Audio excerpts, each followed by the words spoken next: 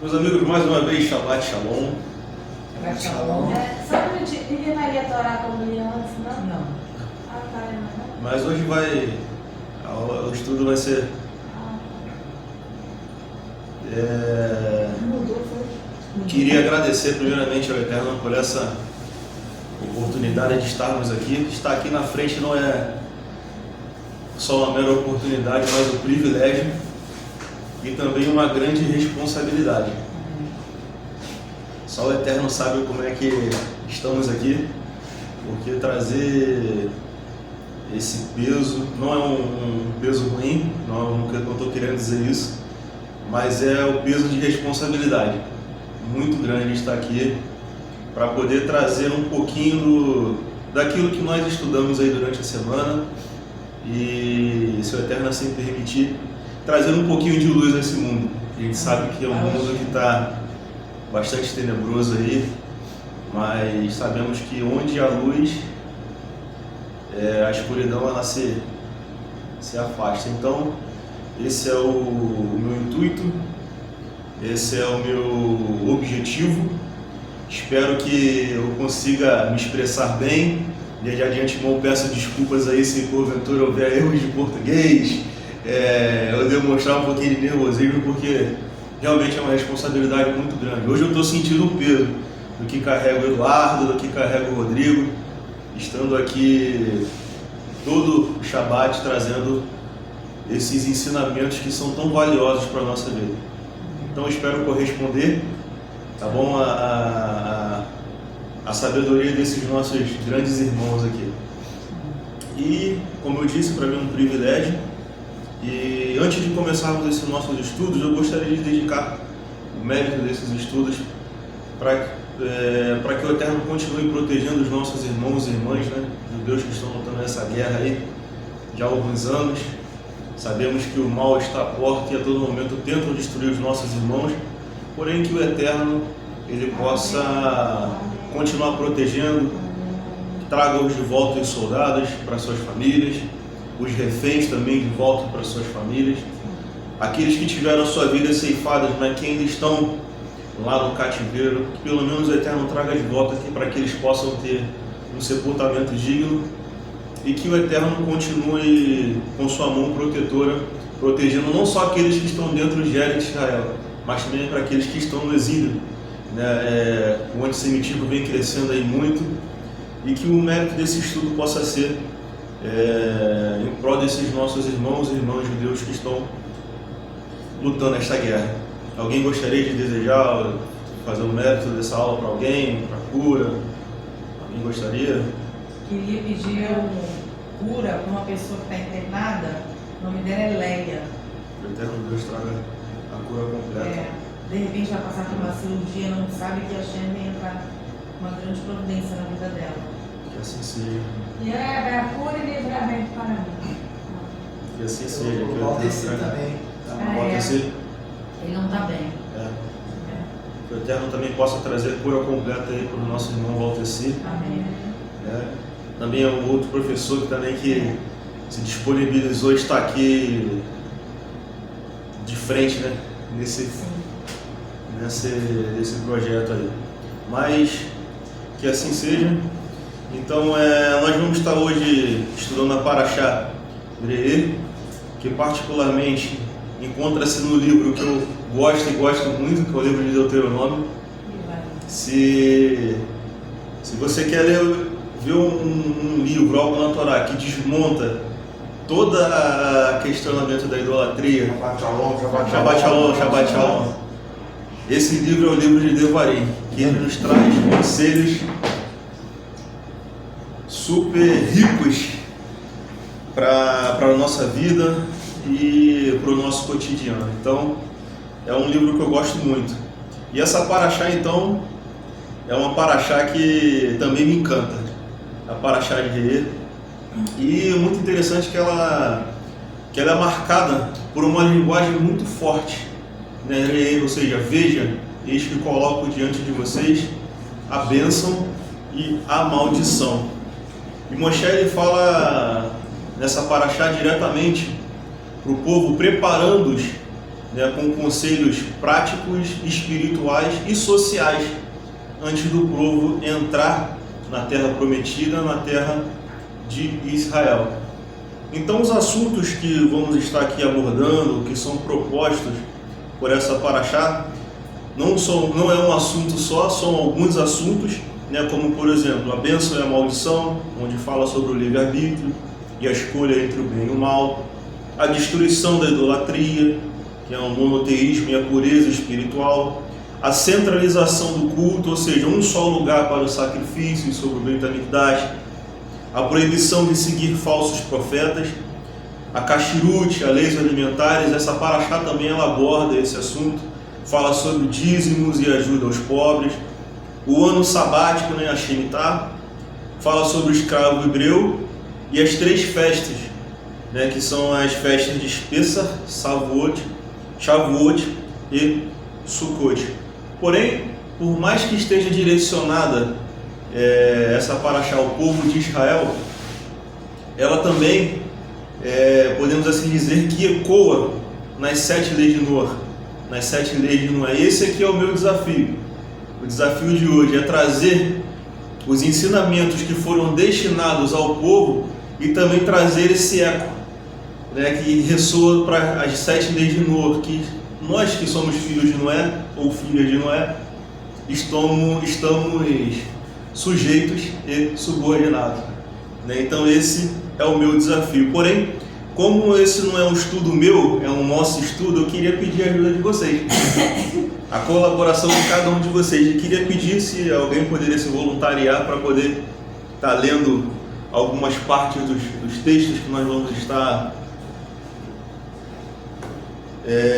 aqui nesta manhã. Quem puder ler, abrir aí o primeiro livro, o primeiro tópico, o capítulo 11 de Deuteronômio. Chegou aqui. Tem, tá? 11 Deuteronômio. Capítulo 11, Obrigada. o verso 26 Obrigada. até o 28, se alguém puder ler para mim aí. Eu vou ler. 11. Pega a obra aqui, tá? Do 26 ao 28. E amarás ao Eterno teu Deus e aguardarás o que te manda guardar, os seus estatutos, seus juízos e seus mandamentos, todos os dias. E sabereis hoje que eu não Deuteronômio, A partir do 26. 11 a partir do verso 26 tá. até o 28. Tá bom. No comecinho da outra página. Porção semanal RE. Tá. Vede que ponho diante de vós hoje a bênção e a maldição. A bênção se obedecerdes aos mandamentos do Eterno, vosso Deus, que eu vos ordeno hoje, e a maldição se não obedecerdes aos mandamentos do Eterno, vosso Deus, e vos desviardes do caminho que eu vos ordeno hoje, para seguirdes outros deuses que não conhecestes. E quando o Eterno teu Deus... Solta aí. Isso, só até o 28.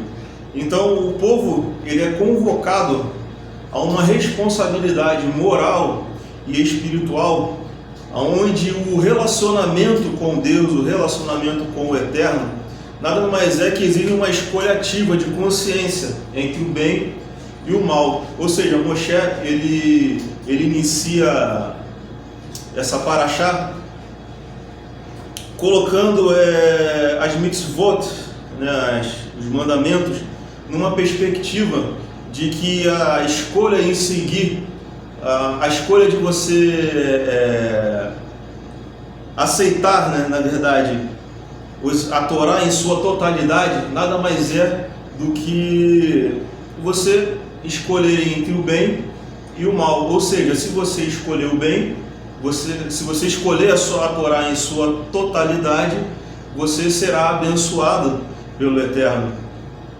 Porém, apesar dos caminhos que o ser humano ele opta em escolher, do bem ou o caminho do mal, Hashem ele não se torna indiferente a essas escolhas. Tanto é que ele orienta o povo a escolher o caminho do bem.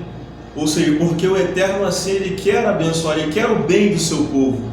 Então ele não se torna indiferente. Ele quer abençoar o seu povo. Ele quer abençoar a cada um de nós. Então ele até nos orienta: escolha o bem, escolha o caminho do bem.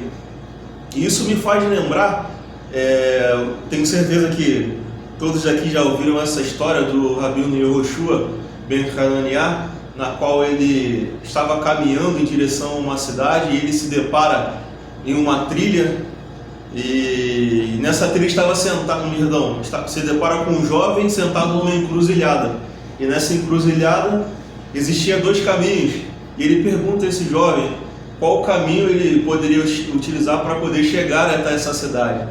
E o jovem ele dá 2 opções: tem um caminho aqui que ele é curto, porém longo, e tem esse caminho que é longo, porém curto.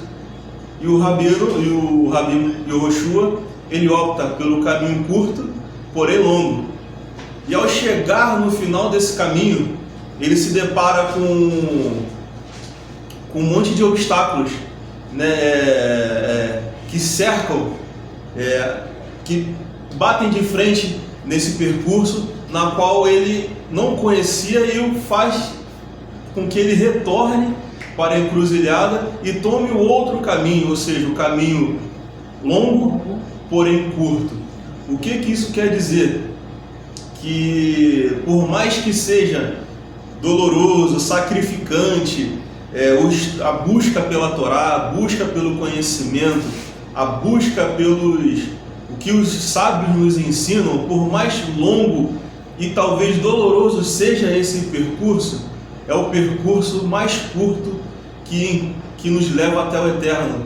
É o caminho mais curto que nos faz percorrer para poder chegarmos mais próximo de Deus, mais próximo de Hashem, e fazermos assim, termos assim um bom discernimento, né, daquilo que é correto, daquilo que é do bem e do mal. Então o Eterno ele nos adverte quanto à estrada da Torá, né, das 20 votos, que por muitas das vezes pode parecer difícil, mas ela com certeza nos conduzirá ao destino correto, ao destino final. Por mais que seja cheia de lombadas, por mais que seja cheia de pedras nesse caminho, mas é um caminho que com certeza nos aproximará do Eterno. Então eu vejo isso em paralelo com as 7 leis de Noah, o sistema de justiça, né, que nos é uma das leis dos mandamentos, né, criar leis e justiça. Por quê? Porque essas leis e justiça são aquelas que nos vão dar o discernimento daquilo que é o correto e daquilo que não é correto. Não é sobre aquilo que eu posso fazer ou aquilo que eu não posso fazer, porque o ser humano ele tem esse hábito, né, de nunca trazer a responsabilidade para si. Normalmente a responsabilidade ele joga para os outros, né? Ou seja, eu posso fazer isso, eu posso fazer aquilo, ou seja, eu posso usar drogas, eu posso ter relacionamento sexual, eu posso beber. Meu amigo, você pode fazer da sua vida o que você quiser. Hoje existem pessoas que sabem que não pode roubar, mas roubam, que não podem assaltar, mas assaltam. Da sua vida você pode fazer o que você quiser, você não tem que jogar responsabilidade para o outro. A pergunta correta não é se eu posso fazer ou não. A pergunta correta é correto eu fazer tal coisa? É correto você tomar uma cerveja ou não? Você vê algum problema nisso? Eu não vejo nenhum problema você tomar uma cerveja. Agora, é correto você oferecer um copo de álcool para quem é alcoólatra? Ou seja, são perguntas que nos fazem pensar, nos fazem raciocinar, nos fazem ter um discernimento daquilo que é correto e daquilo que não é correto. Porém o ser humano não, ele tenta rejogar a responsabilidade. Ah não, o Rabino falou que eu posso fazer, então eu vou fazer.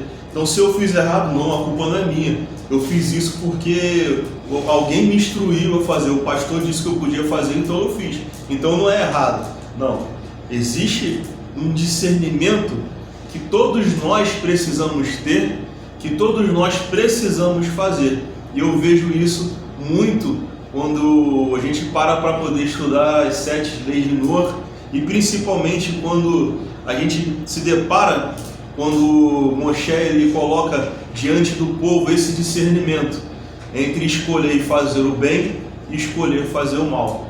E o Eterno, por mais que ele nos dê esse direito de escolha, ele nos confronta a termos a consciência, a nos discernirmos, e também ele nos orienta: faça o bem, porque se você fizer o bem, escolher o caminho da Torá, escolher o caminho das mitzvot, você vai ser abençoado. Mas porém também isso não foge das responsabilidades que você terá nas suas escolhas. E algo muito interessante que essa paraxá também nos traz é o combate e a destruição da idolatria e dos falsos profetas. Alguém poderia ler para mim aí o versículo 12, só os 3 primeiros versículos? O versículo 1, 2 e 3? Do capítulo 11? Capítulo 12. Capítulo 12, 1, 2 e 3. Isso. Estes são os estatutos e os juízos que cuidareis de cumprir na terra que o Eterno Deus de vossos pais vos deu para herdá-la, por todos os dias que viverdes sobre a terra. Certamente destruirei todos os lugares em que serviram as nações, e vos herdarei os seus deuses, que estão sobre os montes altos e sobre as colinas, e debaixo de toda árvore frondosa. E derrubarei seus altares e quebrarei seus pilares, e queimareis no fogo suas árvores idolatradas a cheirar, e cortareis as esculturas de seus deuses, e farei perecer os seus nomes naquele lugar.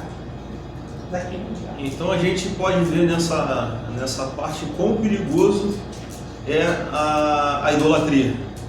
A idolatria é um dos pecados que é abomináveis aos olhos do Eterno. Se existem 3 pecados que a gente pode dizer assim que são inegociáveis, você pode estar correndo perigo de vida, mas você não pode transgredir de jeito nenhum, que uma é relacionamento sexual ilícito, o outro é o assassinato e o terceiro é a idolatria. São os 3 pecados que são, aos olhos do Eterno, invioláveis e terríveis. Ou seja, você pode estar correndo perigo de vida, mas você não pode em hipótese alguma, estar cometendo esses pecados. E a idolatria é um deles. É um pecado terrível, onde você utiliza a sua consciência, o seu intelecto, e algo que é muito precioso, que é aquilo que o Eterno te deu, que nenhuma outra criatura tem, que é o poder de escolha, o discernimento entre o bem e o mal. O Eterno, ele te dá, e você utiliza isso para exaltar a um outro Deus, ou colocá-lo, esse poder diante de outros deuses. Então é algo que é assim, aos olhos do Eterno, terrível, podemos assim dizer. E o mau instinto da idolatria era um dos pecados que os nossos antepassados mais cometiam, e era um dos pecados que mais dominavam as pessoas dos nossos antepassados, né? Na verdade. E os sábios, a gente pode estar dizendo assim, mais ou menos no período do segundo templo ali, os sábios daquela geração viu que a idolatria era algo que o povo estava muito seduzido à idolatria, muito mais do que o relacionamento sexual que nós vemos nos dias de hoje, que os sábios decidiram rezar ao Eterno e pediram ao Eterno que retirassem esse mal, né, do povo. A gente pode ver até como exemplo os reis de Israel, né, que eles tinham um conhecimento da Torá, tinham um conhecimento dos seus ancestrais, né, Davi, Salomão, e mesmo assim eles optaram em seguir o caminho da idolatria e nós vemos a consequência, até os dias de hoje, do povo de Israel que levou à idolatria. Então os sábios eles pediram a Shem para que ele retirasse esse mal. Então Deus ele aceita essas rezas desses sábios, porém, para que houvesse o equilíbrio, né, no mundo, e até mesmo para que o livre-arbítrio fosse preservado, o Eterno ele decide tirar a profecia, os níveis de profecia. Então foi mais ou menos nesse período que o Eterno ele tirou o nível de profecia para que pudesse haver um equilíbrio no mundo, ou seja, algo que era muito importante. A profecia não era algo que era para prever o futuro, não, era onde os profetas eles traziam os ensinamentos mais profundos da parte do Eterno para o povo, não era só questão de previsão de futuro. Então o Eterno ele tirou o nível de profecia, porém para que houvesse um equilíbrio, ele diminuiu esse sentimento de idolatria na qual essas pessoas elas estavam tão seduzidos nesse período. E a gente vê nas fontes, não só nos ensinamentos dos sábios, mas a gente vê nas fontes dos profetas o quão isso é abominável aos olhos do Eterno, como por exemplo o livro de Isaías, que diz que assim disse o Eterno, teu Redentor, que desde o teu seio materno te formou, eu sou Eterno, que cria todas as coisas, que sozinho expandiu os céus e estendeu a terra, que frustra os sinais dos impostores e enlouquece os adivinhos e entontece os sábios, inutilizando todo o seu conhecimento. E aqui o próprio Eterno ele fala que não existe ninguém além dele. Até o livro que a gente vai ver nas paraxás futuras, em Deuteronômio capítulo 32, no versículo 39, o Eterno fala: vede agora, pelo castigo que eu rebaixo e exalto, que não há outro Deus comigo. Eu faço morrer, eu faço viver, eu firo e eu saro, e não há quem possa livrar da minha mão aqueles que pecam contra mim. Aqui o Eterno ele mais uma vez mostra que não existe nenhum outro Deus com ele, né, como a gente vê em outras vertentes religiosas, como por exemplo o cristianismo, onde falam que há 2 ou 3 em um só, né? O próprio Eterno aqui fala que não existe isso, que ele é único, que ele sozinho criou os céus e a terra, né? Ele continua no livro de Isaías que para o bem de Jacó meu servo e Israel meu eleito, eu por teu nome chamei e te escolhi.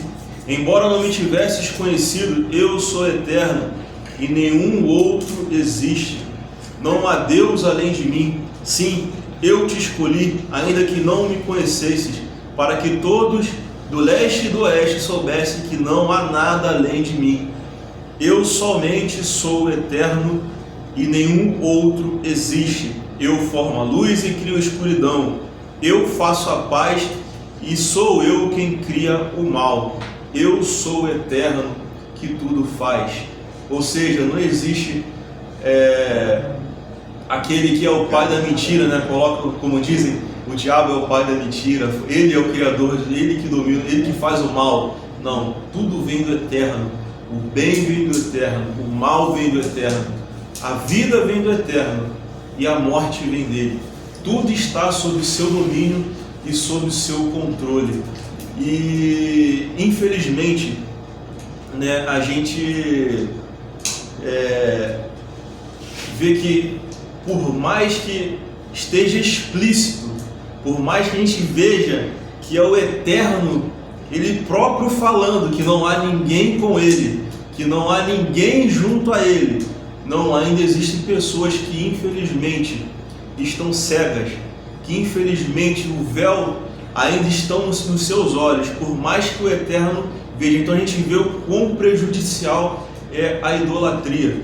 E a gente vê até mesmo nos Salmos 115, na qual diz: quanto aos seus ídolos, são apenas ouro e prata, obras de mãos humanas. Eles têm boca, mas não conseguem articular sequer um som. Olhos têm, mas não conseguem enxergar. Têm ouvidos que não escutam, narinas que são capazes de sentir cheiros, mãos que não apalpam, pés que não se movem, e som algum pode ser emitido por suas gargantas, que passem a ser como eles os que constroem, todos os que veneram e os que nele confiam. Algo que me chamou muita atenção também, que está no Salmo 135, no verso 15 e 18, que é muito parecido com o salmo que eu acabei de ler. Os ídolos das nações são de prata e de ouro, produzido pelas mãos dos homens. Eles têm boca, mas não falam, têm olhos, mas não veem, têm ouvidos, mas não escutam, e não há alento de vida em qualquer deles. A eles se assemelham os que fabricam e os que neles depositam a sua confiança. Olha que interessante, no verso 8, que do salmo anterior que eu li, do Salmo 115, diz que passem a ser como eles. Já no verso 135, capítulo 135, no verso 18 diz o seguinte: a eles se assemelham os que o fabricam e os que neles depositam a sua confiança. Ou seja, um diz que passem a ser como eles, o outro diz, a eles se assemelham aos que os fabricam e aos que neles depositam a sua confiança. O que eu vou falar aqui agora possa até, para muitos céticos, acharem que não, isso é obra do acaso, talvez isso é obra da vida, de como a pessoa levou a sua vida ao longo dos anos. Porém, eu percebi isso, tá? E eu já vi isso acontecer em muitas pessoas, até mesmo no seio da minha família, ou até mesmo pessoas que eram consideradas homens e mulheres de Deus, né, que no fim de suas vidas, não sei se vocês já repararam isso, pode ser obra do acaso? Pode ser, mas como eu disse anteriormente, tudo está sob o domínio e o controle do Eterno, nada acontece sem a permissão dele. E no fim da vida dessas pessoas, vocês veem muitas dessas pessoas cegas, ou seja, têm olhos, mas não enxergam, porque depositaram a sua fé, a sua confiança numa idolatria. Acabam vegetando numa cama, não conseguem pensar, não conseguem raciocinar, não conseguem falar, porque depositaram a sua fé e a sua confiança em um ídolo, em uma idolatria. Então acaba acontecendo com essas pessoas aquilo que o salmista nos alertou, né? Ou seja, acaba que eles têm bocas, mas não falam, têm ouvidos, mas não escutam, têm olhos, mas não enxergam, e nem sequer podem atender a sua súplica no final de sua vida, onde foram dedicadas anos e anos a servir essa idolatria, e no final acabam realmente se tornando como elas. É polêmico? É polêmico. Pode ser obra do acaso? Pode ser obra do acaso. Mas, como eu creio que nada acontece sem a permissão do Eterno. Porém, a idolatria nos dias de hoje, ela se resume somente a se ajoelhar a uma estátua e adorá-la? Ou existe alguma outra forma de idolatria? Então, no judaísmo, na idolatria, não se limita apenas a estátuas e cultos pagãos. Porém, os sábios eles nos explicam que a essência da idolatria não é somente isso. A essência da idolatria é você pegar algo e atribuir isso a esse algo que você está idolatrando. Ou seja, você pegar algo e tirar algo no lugar, colocar algo no lugar do Eterno. Por exemplo, existe uma fonte na Torá, que diz em Shemot, logo nos mandamentos, que é: não terás outros deuses diante de mim. Ou seja, você pegar, destinar sua adoração a outros deuses e não ao Eterno. O Maimônides ele traz que a idolatria ela começa quando uma pessoa atribui o poder, honra ou a dependência a algo criado, esquecendo que tudo vem do Eterno, O Talmud também traz isso, ele define a idolatria como qualquer culto, crença ou ato que desvia o homem ou o ser humano da consciência de que Deus, ele é uma única fonte, ele é a única fonte de que nós possamos receber algo, né? E nos tempos modernos, nos tempos de hoje,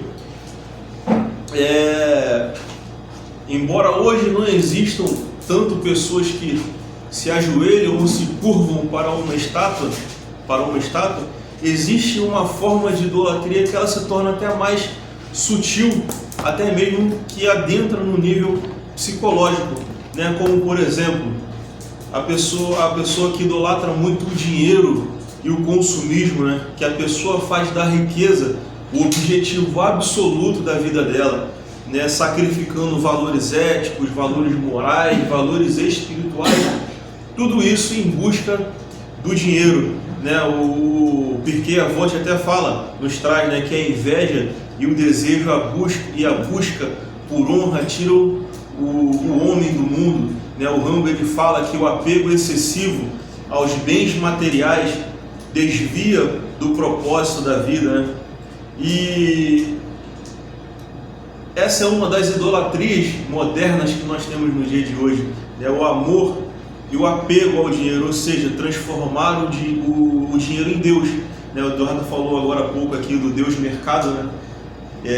Onde as pessoas hoje, um novo tipo de idolatria, né? onde aconteceu, né, esse fato de que houve uma denúncia de um influenciador digital, na qual ele denunciou a adultização das crianças, né? E o Eduardo trouxe aqui muito bem, né, explicado, que hoje essa é mais uma forma de idolatria, onde os pais ou até os próprios pais oferecem os seus filhos em prol da riqueza, né, ao Deus mercado, né? O que a Torá chama de culpa maloca. Exatamente.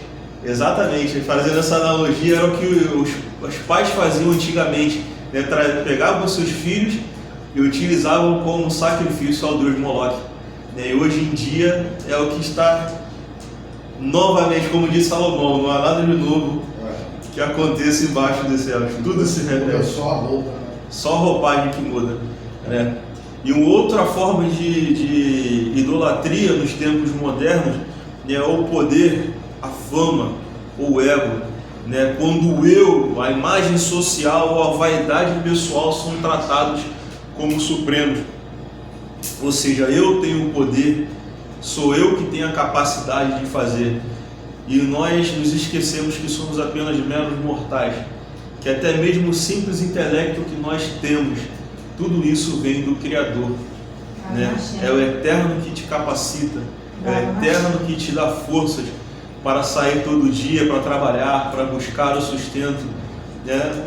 Se você ficar sem respirar por apenas 4 minutos, você não consegue sobreviver. Ou seja, o Eterno, ele renova a sua vida a cada 4 minutos, né? E é algo que, por mais que parece até ser banal, né? Que se torna banal, né? Que já estamos até acostumados a respirar, puxar aquele ar, e muitas das vezes não temos aquele convívio direto no hospital, onde a pessoa, ela hoje precisa de um auxílio de um aparelho, né, para poder respirar, ou precisa de uma sonda para poder se alimentar. E o ego acaba achando que nós somos imortais, seres imortais, e na verdade nós não somos, né? O próprio Salmo que acabamos de ler, né, ele traz o reflexo dos ídolos como o reflexo do homem sem vida própria, né? Como os sábios também aplicam isso como o culto ao ego.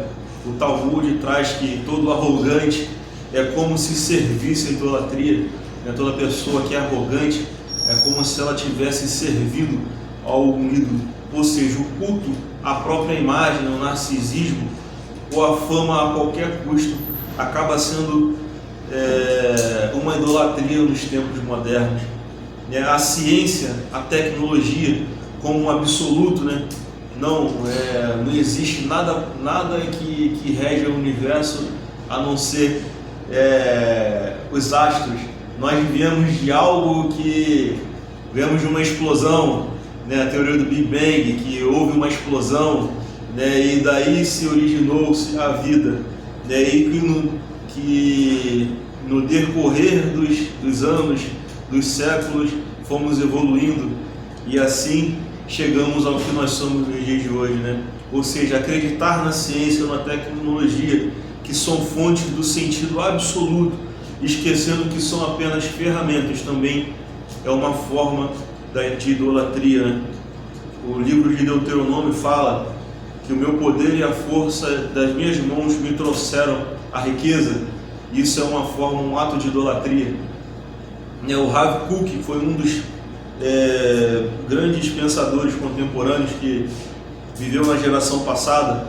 Quando o homem ele deposita sua fé total em sistemas humanos, ele perde a consciência de Hashem e cai na idolatria intelectual, ou seja, endeusar a tecnologia ou progresso como se fossem salvação por si mesmos, também é uma forma de idolatria, né? Como hoje o Eduardo também trouxe um pouco mais cedo nas suas aulas, quando fala da astrologia, da superstição, ou até mesmo das forças ocultas também, isso acaba se tornando uma fonte de idolatria moderna, né? Atribuir poder aos signos, às cartas, aos espíritos, você basear a sua vida, como é que você vai ser o meu dia hoje, aí vai lá e abre o horóscopo, né, para poder você se basear de como vai ser o seu dia.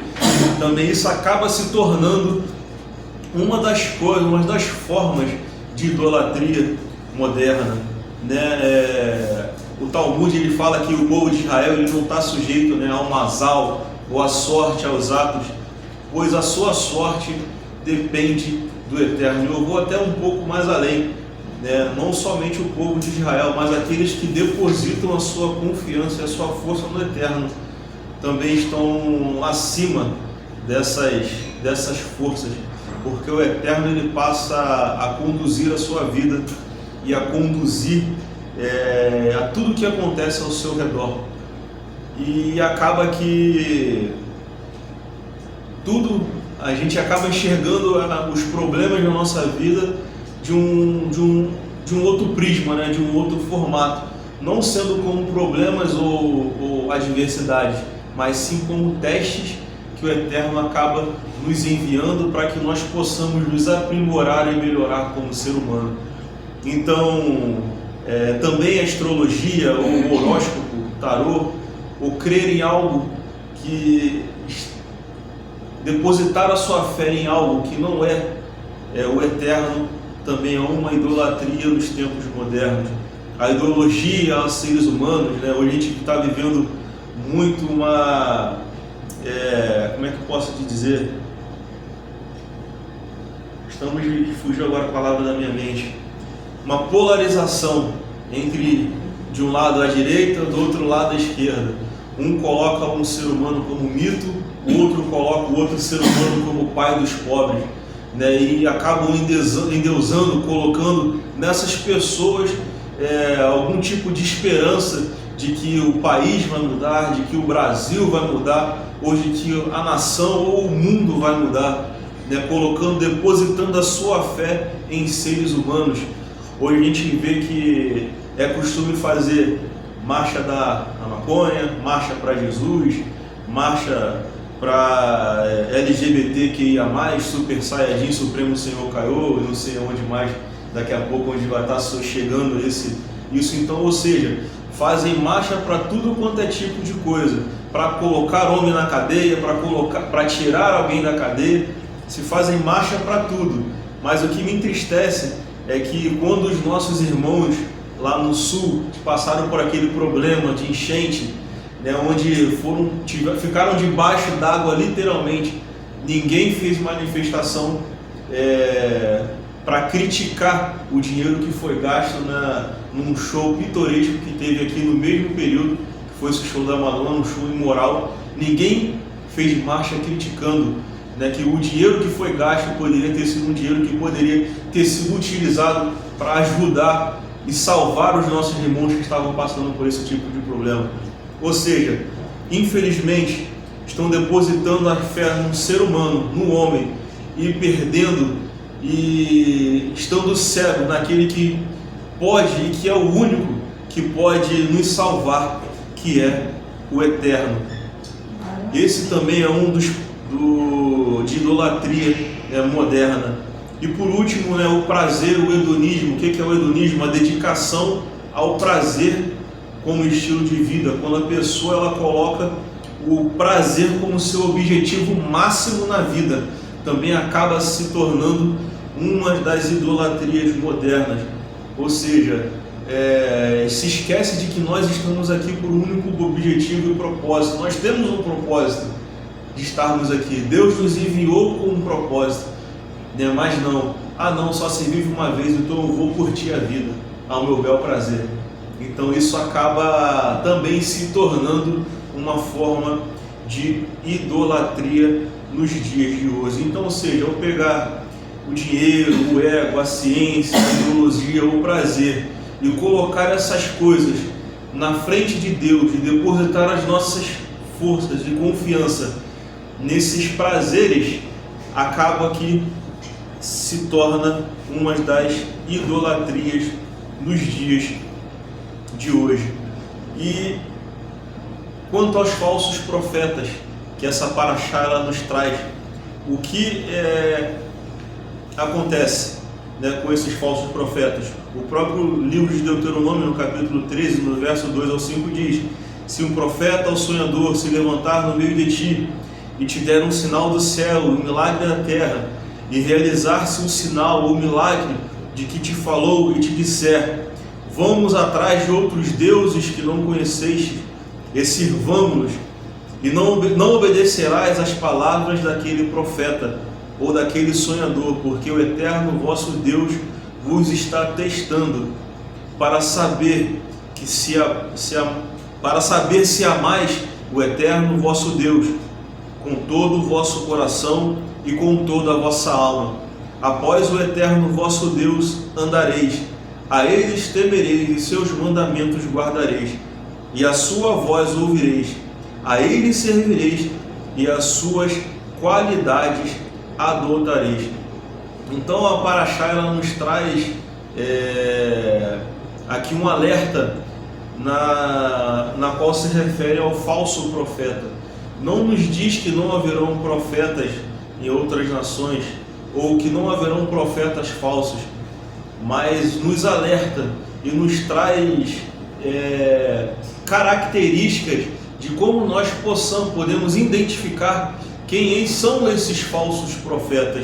E uma das características que nós podemos ver de quem são esses falsos profetas, uma dessas características é aquele que alega que um ídolo falso fala com ele, ou que algum tipo de espírito fala com ele, ou eis que eu te digo, eis que o Espírito Santo me traz aqui uma revelação para vós. Esses tipos de pessoas são considerados falsos profetas, porque alegam que um ídolo ou algo, eles têm conexão direta com essa idolatria. E a gente bem sabe, como vimos anteriormente, que não existe mais o nível de profecia, que isso, por enquanto, não faz mais parte, existem centelhas de profecia, mas o nível de profecias ele não existe mais. Então aquele que alega que um ídolo ele fala com ele é considerado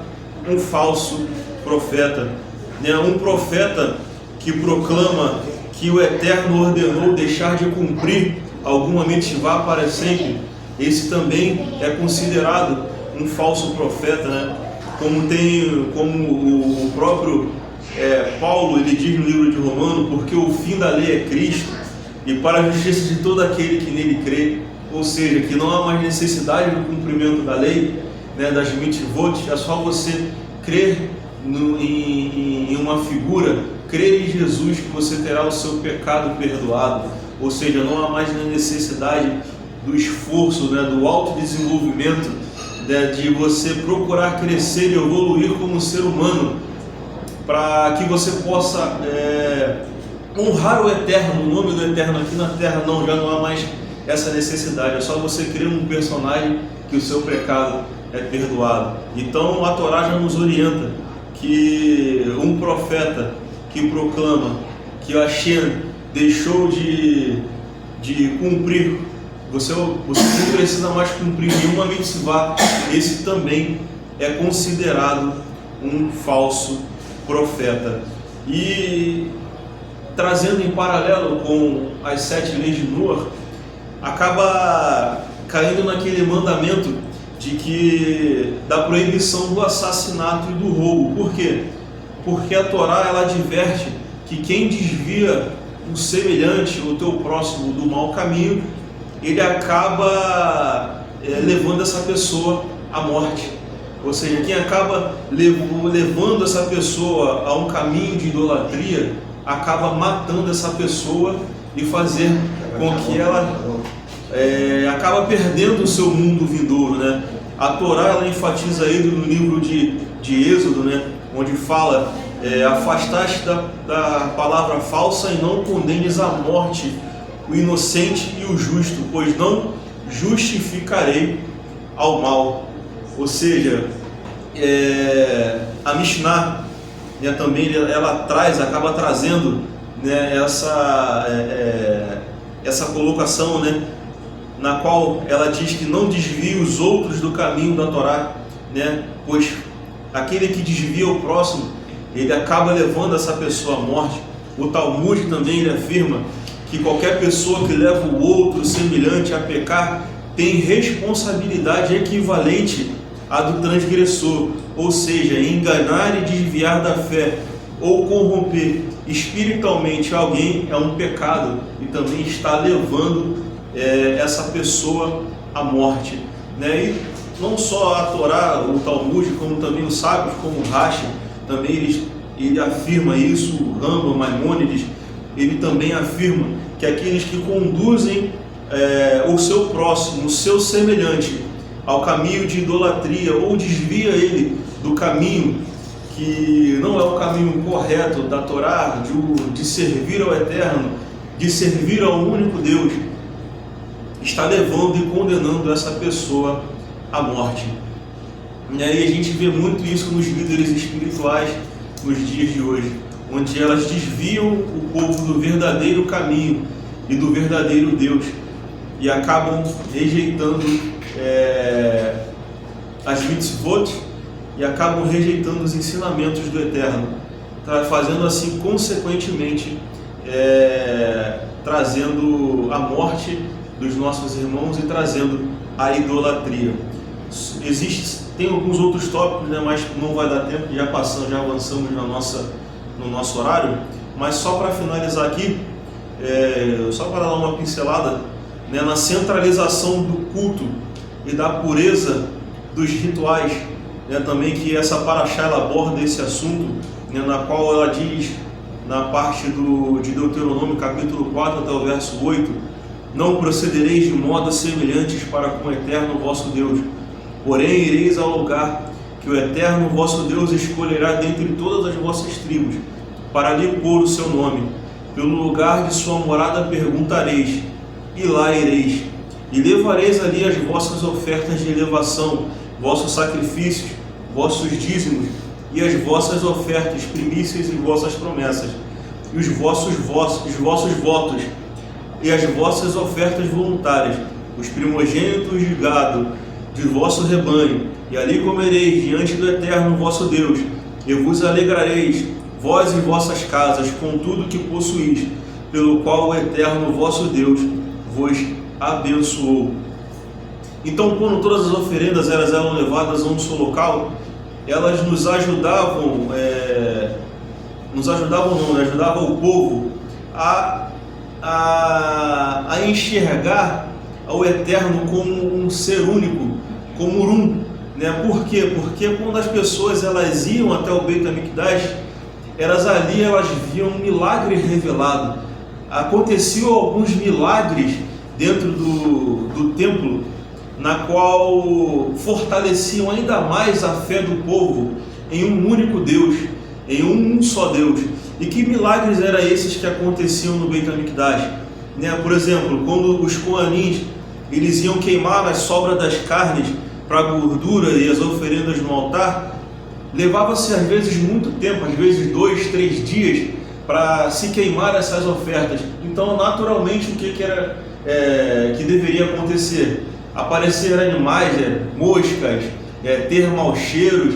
Então, milagrosamente, essas carnes elas eram mantidas, elas se mantinham frescas até que elas pudessem ser queimadas pelos coanis, né? Então, esses eram milagres que aconteciam, né? Por exemplo, também é comum um local onde há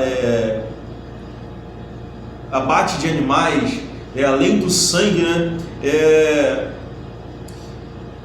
A carne se estragaram, isso eu já falei, né? O enxame de moscas, né? E também a chuva, ela não apagava o fogo que aparecia, que estava no altar, né? Não tinha, a chuva, ela chovia e não se apagava. Então também era um desses milagres que aconteciam no Beit HaMikdash. O pátio, milagrosamente, ele se expandia, ou seja, era um costume diferente do que nós temos nos dias de hoje. Os judeus, quando eles iam rezar no templo, eles tinham o costume de deitar no chão de barriga para baixo, com os braços abertos, e um do lado do outro. Porém, milagrosamente, todos que adentravam dentro do templo conseguiam de forma confortável fazer as suas rezas e as suas petições e as suas adorações ao Eterno, porque milagrosamente o templo ele se expandia. Então, esse era um dos milagres que aconteciam dentro do Beit HaMikdash, ou seja, milagres que levavam o povo a ver o poder do Eterno, a ver a unicidade do Eterno e crer na unicidade do Eterno, na verdade. Então, era muito importante a centralização do culto nesse local onde o Eterno ele escolheu para si. E quando a gente, trazendo para as 7 leis de Noa, né, para onde nós estamos inseridos, a gente vê a proibição da blasfêmia. Por quê? Porque a correta adoração a Deus sem profanação também é uma exigência para cada um de nós. Ou seja, a lei de blasfemar o nome divino acaba entrando nesse propósito de centralizarmos o culto e a adoração ao Eterno. E fora, além desses assuntos, desse assunto que a Parashá aborda, também aborda a questões das leis alimentares, da kashrut, o povo judeu, né? A gente bem sabe que o povo judeu ele tem a obrigação de seguir a lei de pureza alimentar, né? No abate do animal, de não comer sangue, né? Por mais que nós não temos a obrigação de seguirmos a kashrut, né, essas restrições alimentares, nós temos um mandamento nas 7 leis de Noa, que é não cometer a crueldade com os animais, não cometer um membro de um animal, não comer um membro de um animal que ainda está vivo, né? O próprio Eterno ele traz esse mandamento não só para o povo judeu, mas até mesmo ele traz para o nosso pai Noé, né? Ele afirma isso, né? Quando ele diz lá no livro de Gênesis, né? Que porém a carne com sua alma, estando ela com vida, seu sangue não comereis, né? Aquele chouriço que muito mineiro gosta de comer, né? A gente bem sabe que contém sangue, então é uma proibição do Eterno, né? Por mais que nós não sigamos essas orientações dietéticas, né, que o Eterno dá para o povo judeu, ele através das 7 leis de Noa, ele nos traz esse mandamento de pelo menos não sermos cruel com os animais, né, de pelo menos respeitarmos eles, porque também são criaturas do Eterno, né? Então também essa Parashá nos fala sobre lei e dízimos, né, perdão de dívidas, né? Essa Parashá também aborda esse tema, que é um tema muito importante, a caridade, a importância de nós estarmos fazendo tzedakah, de nós estarmos praticando a justiça para com o nosso próximo, para com o nosso semelhante, né? Eu já disse em algumas vezes anteriores aqui nos estudos, porém é algo que que me toca muito, né, nessa questão de que a caridade ela salva da morte. Eu sou prova viva de que realmente o que os sábios e a Torá nos ensina, que isso realmente é verdade. Quando meu pai ele teve 70% do pulmão tomado pela Covid, né, ele foi internado no hospital praticamente desenganado, né? E eu, quando estava deixando lá, tive que ir até o hospital para poder pegar os pertences dele e ver que ele estava entrando lá no hospital, né, que ele estava dando início ao tratamento dele. Então eu vi ele muito debilitado, eu vi ele muito fragilizado devido a esse problema, né, da Covid. E eu saí de lá do hospital muito triste, já desenganado, achando que iria perder o meu pai. E eu vim orando ao Eterno e pedindo ao Eterno pela vida do meu pai. E na mesma hora apareceu uma mulher pedindo uma ajuda.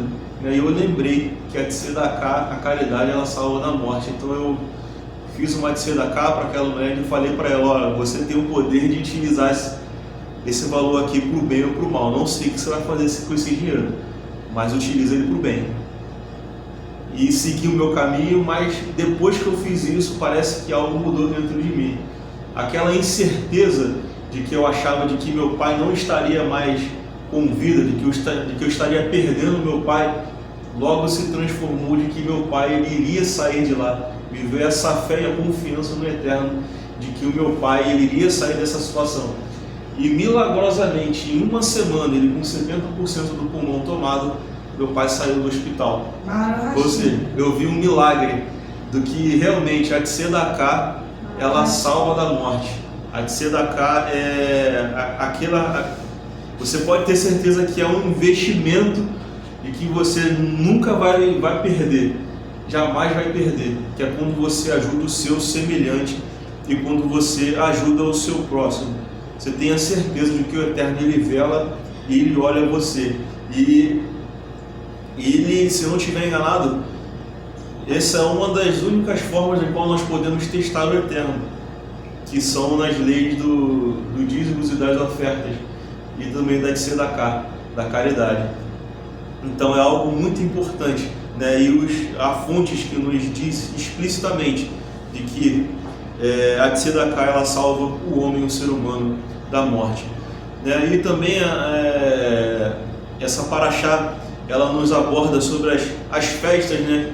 Que eu falei no início, que é as festas que ela aborda o assunto, que é a festa de Pessah, a festa de Shavuot e a festa de Sukkot. E o que é que elas têm em comum, essas três festividades?